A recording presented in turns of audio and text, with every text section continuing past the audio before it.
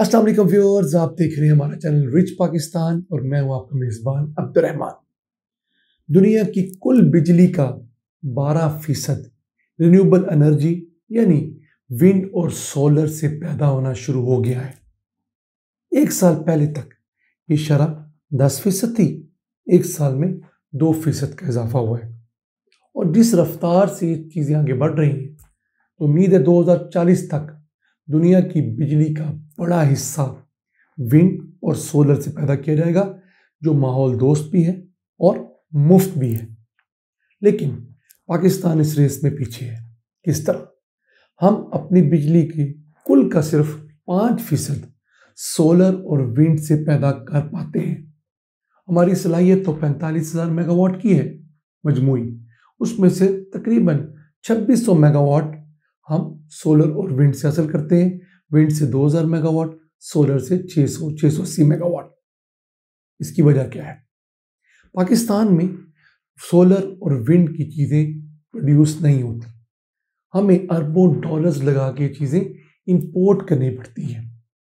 अगर हम बात करें जून सन 2021 तक की, तब तक पाकिस्तान ने अपनी जेब से तकरीबन 4.5 अरब डॉलर्स खर्च करके विंड और सोलर के प्रोडक्ट्स इंपोर्ट की थी।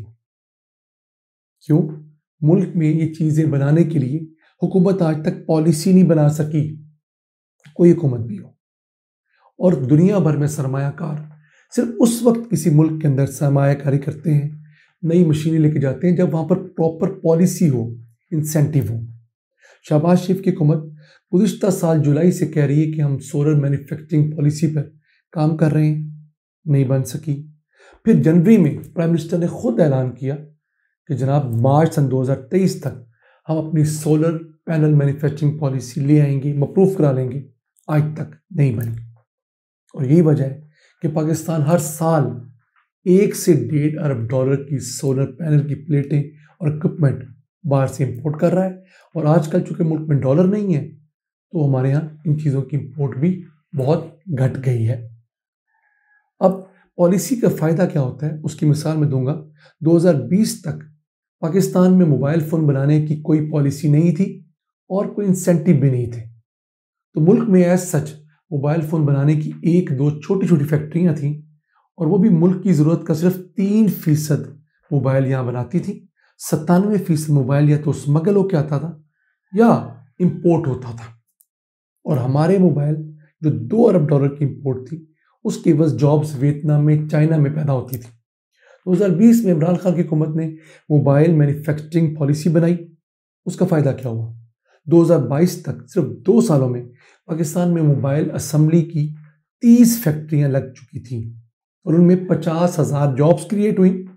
और उसकी वजह से आहिस्ता आहिस्ता पाकिस्तान में मुख्तलिफ मोबाइल फ़ोन बनाने की छोटी छोटी सनतें, वेंडर्स बनना शुरू हुए, जो आजकल मुश्किलात की वजह से बंद हो रहे हैं क्योंकि इंपोर्ट्स पर पाबंदी है। लेकिन किसी मुल्क में भी नई टेक्नोलॉजी सबसे पहले असेंबली से शुरू होती है, फिर 5, 7, 10 सालों के अंदर वो मुल्क असेंबली से मैन्युफैक्चरिंग में जाता है। तो उस पॉलिसी में तय कर दिया गया था कि 5 साल तक तो आप असेंबली करेंगे, लेकिन इस 5 साल में आहिस्ता आहिस्ता आप मुख्तलिफ प्रोडक्ट्स को मुल्क में बनाएंगे। जैसे चार्जर पहले साल मुल्क में बनाएंगे, इसी तरह हैंड फ्री मुल्क में बनाएंगे, अगले साल आप उसका कोई केसिंग बना लेंगे, उससे अगले साल मदरबोर्ड बनाएंगे। तो 5 साल बाद आप पूरा मोबाइल पाकिस्तान में मैन्युफैक्चर कर रहे होंगे।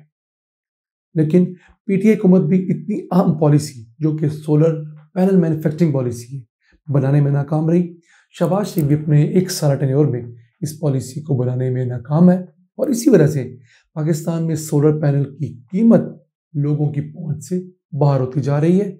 और उसी के पैरेलल हमारे यहाँ बिजली के नर्ख भी लोगों की बसात से ज़्यादा हो चुके हैं। अगर आपको बताएं कि दुनिया की कुल बिजली में कितने फीसद बिजली किस ज़रिए से हासिल की जाती है, तो सबसे ज़्यादा बिजली आज भी दुनिया के अंदर कोयले से हासिल की जाती है, 36%। दूसरे नंबर पर गैस से बिजली हासिल की जाती है जो कि 22% है। तीसरे नंबर पर बारी आती है हाइड्रो इलेक्ट्रिसिटी की, वो है 15%, यानी पन बिजली, डैम्स और दूसरे रन ऑफ रिवर प्रोजेक्ट, उनसे 15% बिजली पूरी दुनिया की वो हासिल की जाती है। चौथे नंबर पर बारी आती है अब रिन्यूएबल एनर्जी की, इसमें विंड और सोलर शामिल है। पांचवें नंबर पे आता है न्यूक्लियर, ये 9.2% है। ये कुछ अर्सा कबल तक ज्यादा था, अब लोग जरा न्यूक्लियर से पीछे हट रहे हैं। आपको याद होगा कि जापान में जो सुनामी आया था उसके बाद लोगों के कुछ रिजर्वेशंस जरूर हैं।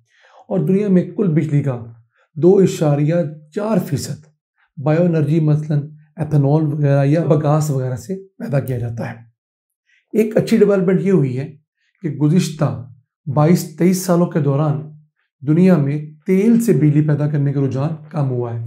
सन 2000 तक दुनिया की कुल बिजली का 64% फॉसिल फ्यूल से हासिल किया जाता था। अब दुनिया की 61% बिजली जो है वो फॉसिल फ्यूल से हासिल की जाती है।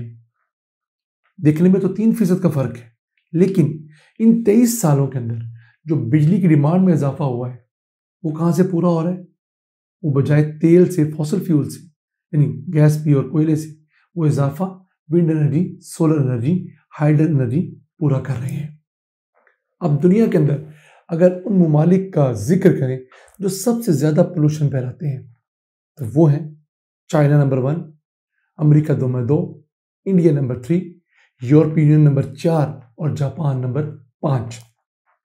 पाकिस्तान का शुमार दुनिया के 50 बड़े पोल्यूटर मुल्कों में नहीं होता, यानी हम दुनिया के 50 बड़े माहौल को आलूदा करने वाले ममालिक में शामिल नहीं हैं। हम पूरी दुनिया के सिर्फ 0.8% कार्बन डाइऑक्साइड पैदा करते हैं, जबकि मौसमी हालात खराब होने की वजह से क्लाइमेट चेंज के शिकार 6 बड़े ममालिक में हमारा शुमार होता है। तो पाकिस्तान को जहां अपने यहाँ सस्ती बिजली फरोग देने के लिए, लोगों को मुहैया करने के लिए विंड और सोलर के इक्विपमेंट बनाने की पॉलिसी लानी होगी, यहाँ पर इन्वेस्टमेंट लानी होगी, वहीं हमें दुनिया को भी इस तरफ राग़िब करना होगा कि वो कोयले के प्लांट से पीछे हट जाएं, वो गैस को अलविदा करें और जो प्लांट्स रिन्यूएबल एनर्जी पे चलते हैं, जो हाइड्रो एनर्जी पे चलते हैं, जो न्यूक्लियर एनर्जी पे चलते हैं, उन्हीं को फोकस में रखें। तभी जाकर हमारा जो पूरा अर्ज है इसका बढ़ता हुआ दर्जा हरारत कंट्रोल किया जा सकेगा और यहाँ पर जिंदगी को कुछ आसाइश मुहैया की जा सकेगी। वैसे पाकिस्तान का प्लान ये है कि 2025 तक पाकिस्तान ने 14,000 मेगावाट बिजली सोलर और विंड से शुरू करनी है, यानी कि इसके प्लांट्स लगाने हैं। लेकिन जिस सुस्त रफ्तारी से हम जा रहे हैं, मुझे नहीं लगता कि अगले 10 सालों के अंदर हम 14,000 मेगावाट रिन्यूएबल एनर्जी से हासिल करेंगे, इल्ला ये कि यहाँ मैन्युफैक्चरिंग स्टार्ट हो, यहाँ पॉलिसीज आएँ और उसके नतीजे में एक बड़ी ट्रांसफॉर्मेशन हो, जिस तरह मोबाइल फ़ोन की सनत में हुई थी।